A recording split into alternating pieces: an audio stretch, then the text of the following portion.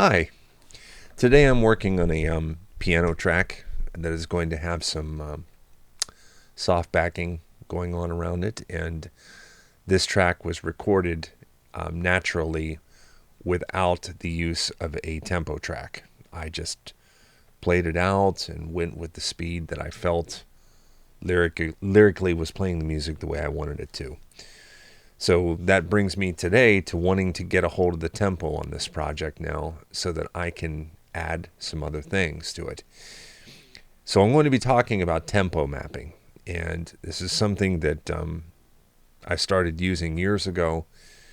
You know, the story is I was working on a project and I was working with a mastering engineer, and the mastering engineer asked me for my tempo track and I didn't have one.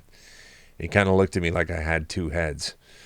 And he said, "Look, man, you want to get a hold of your tempo on a project. You want to sound like you're really tight. You've got to learn how to tempo map, and you've got to learn these, sometimes little complicated steps that'll help you do that." So there was a lesson in that. And I tried to find out as much information about tempo mapping as I could, but you know what? It's not all that easy to find, and everything that I found was a little bit confusing. So this is me trying to explain this to you as best I can with eliminating some of the frustration from the process of what is otherwise a fairly complex procedure. One other thing, before I start, it's important to point something out. Basically, tempo in and of itself is one of two situations. Either you've set the tempo in the DAW and you are playing along with the tempo, or a tempo track that is in your DAW, and you're matching yourself to the speed of the project.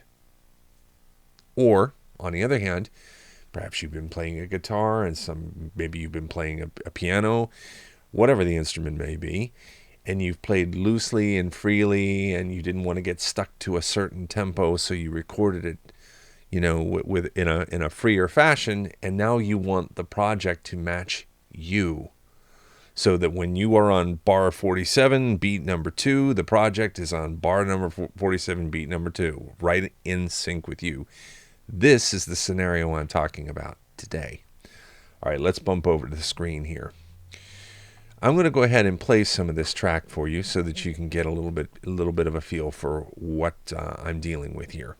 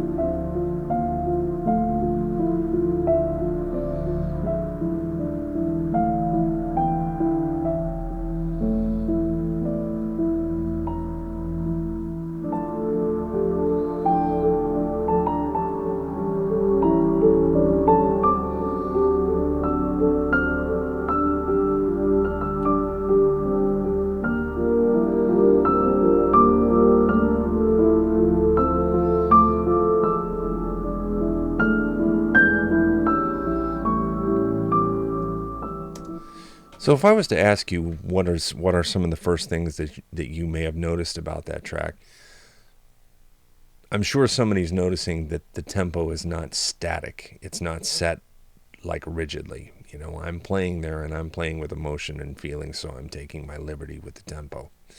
So when you look at this tempo track up here,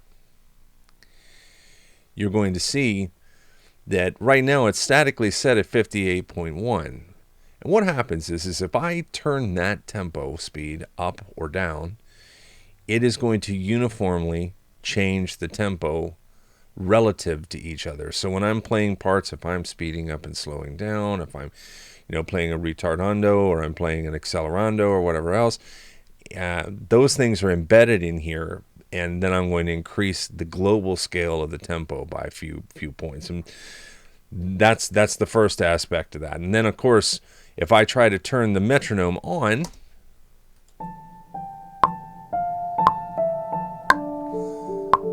the metronome, the project DAW is in no correlation at all with what is taking place here.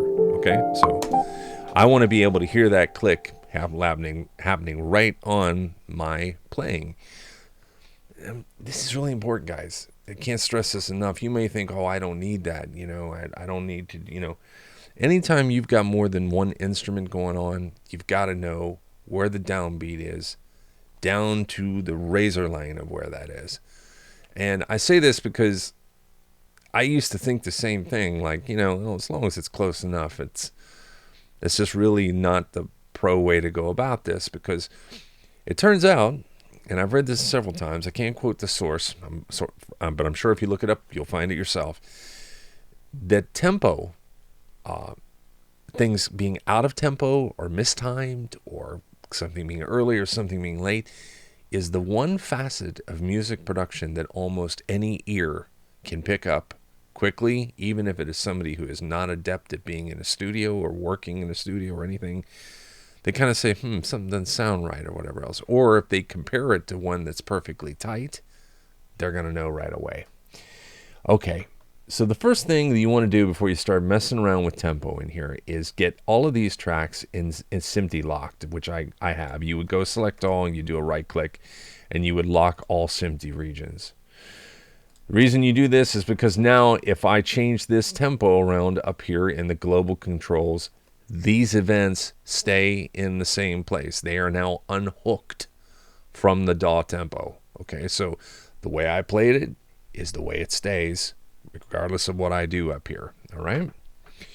So that's step one. Man, please don't forget that step, or you'll really be hating yourself.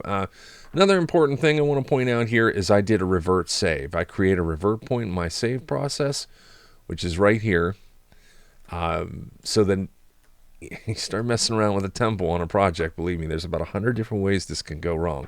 It's definitely a caveat emptor scenario. So the first thing I'm going to do is I'm going to gravitate towards what is counting my tempo in this track. Well, obviously, it's the piano. If we were in a project where we had multiple instrumentation going on, let's say legato lines being played by string instruments, for example, here where this comes in.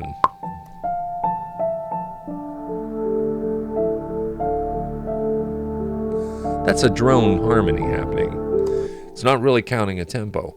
That's not where you would want your focus to be. You would want it to be on the guitar or the piano or the drum or whatever it is that is ticking off the most amount of accurate time. In my case, this is going to be the left hand of my piano playing, and I've done this in a MIDI track. Again, this is MIDI approach to this. If I was doing 100% audio approach to a tempo track, I'd be doing other tricks, but I'm going to show you some tricks now that are going to really help you. So the first thing I did is I grabbed these MIDI files, which are the summation of all the piano parts in the track, and I've combined them up here into this scratch tempo track. So this is these regions combined right here, okay? You would just use your glue tool, put them together, and drop them up here. Then what I'm going to do is I copied that scratch tempo track to here so that I can noodle around with it now and make changes to it without affecting the original combined track. And I'm going to go ahead and unmute this, solo it out, and show you, well, let me show you the original one first. Let's start there. And take a look at what's going on inside here.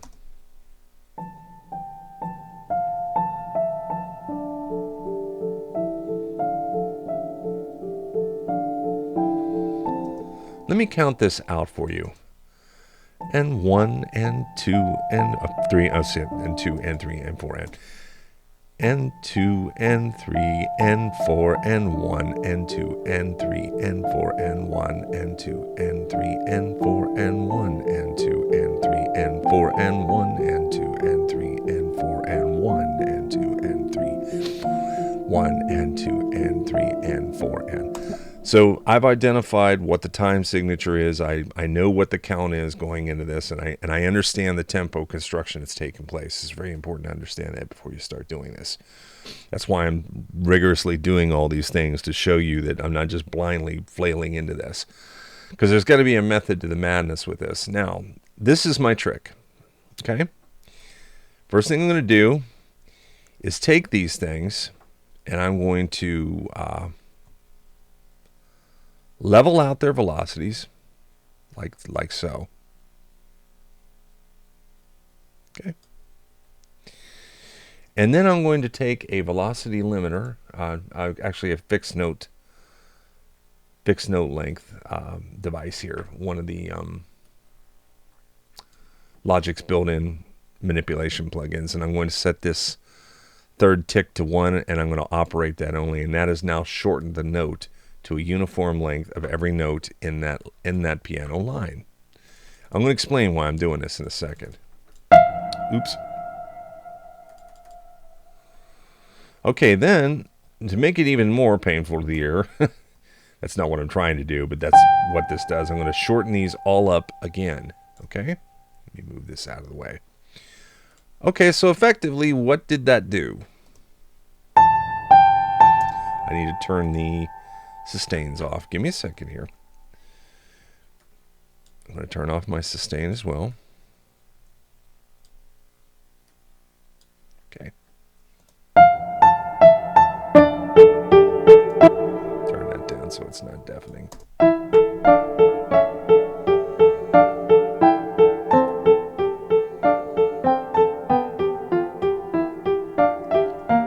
Okay, so these are the actual notes I'm playing, but I've modified them in this track. I still have them everywhere else in the project. Let me show you. Here's what I just did on top of that. Sounds like a first-year piano student, right? Okay. This gives a very loud indicator to Logic where the transients are in that line. They're piercing, they're loud, and they're plunky. They're not being swimming in reverb or sustain or anything like that, okay? So then I polished that up right here. I'm going to just jump over to this one. So there's what it looks like. And then what you do is you do a bounce in place of this, okay? And when you bounce that in place, you get this audio file that you're looking at right now, okay? I'll go ahead and play that for you. Just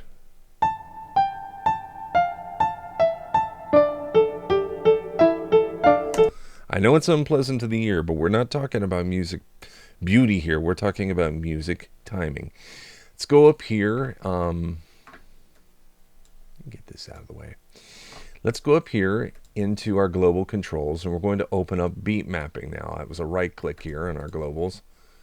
Beat mapping. And then what happens is we select this track and we analyze transients, okay? When the transients are done analyzing, what happens is we get this in the beat map area. See those blue ticks?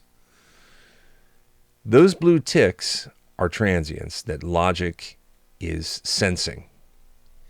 And those transients happen to be the rhythm of this track, okay? So we counted it off to N3, N4, N1. Now, this is where we've got to really get some experience doing this, and I promise you it gets easier after you've done it for a while, but in the meantime, let's just deal with it as best we can. Okay, so this is beat 1, beat 2, beat 3, and beat 4, and it's subdivisions, okay? 1 and 2, 1 and 2 and 3 and 4 and 1 and 2 and 3 and 4 and learn your tick markings, okay? So it starts here 1 and 2 and 3 and 1 and 2 and 3 and 4 and 1.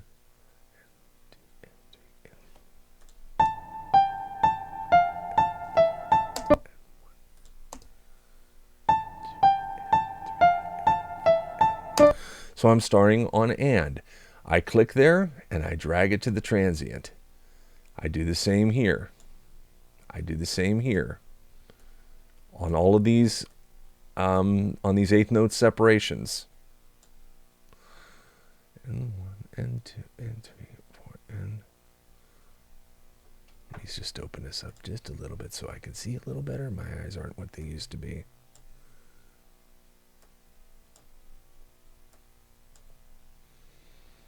I'm not going to bore you with doing this the whole way through. I'm just going to do this to make my point.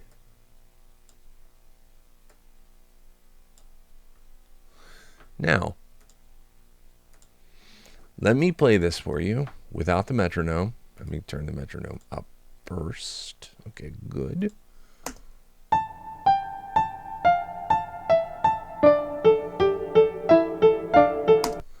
Now watch what happens when I turn the click track on.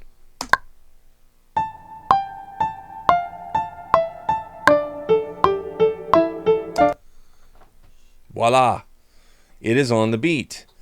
My project is now following me instead of me following the tempo of the project. You see, and you'll see here in the tempo line that this is kind of like a graded curve here that's getting ready to happen. But okay, a couple of things I want to point out is, like, first of all, you might look at that tempo and you might say, well, man, that's going to be edgy and sound rough and all this stuff. No.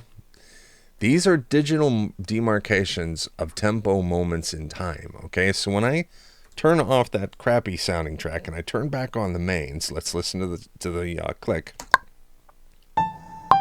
Oops, wait a minute. Let's try again.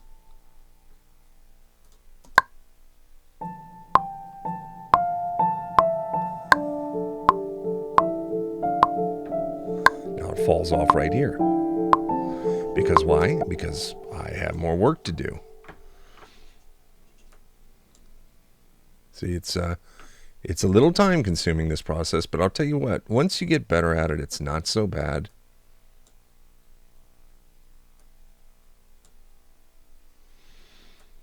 This one is actually relatively easy. Sometimes these things can get just a wee little bit more complicated. Don't like it when it does that, but you know, it is what it is. Just going to do a few more, get this started. Something like this on a track like this might take me about a half hour to do, which I'm not going to do that the whole way through this video. But I'm just going to do enough of it to give us a nice sense of the validity of tempo mapping, beat mapping.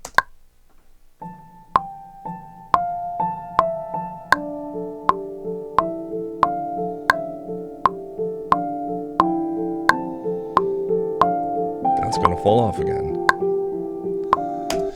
I think you get the point. And now the beauty is when I come do this the whole way out through the project, okay?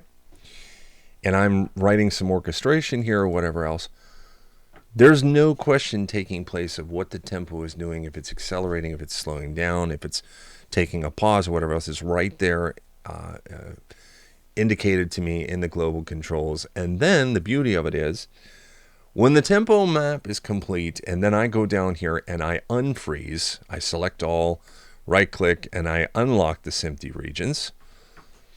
Now when I move these things around, they will affect the tempo of the track. So if there's something I'm hearing that I'm not liking and I need to think to myself, well, you know what, I need to smooth this curve out, I can grab a pencil tool and I can do that very easily. The power of the tempo in this track is now in my hands. I don't have to go back and do retakes. I don't have to fret or worry as a project starts to grow in size.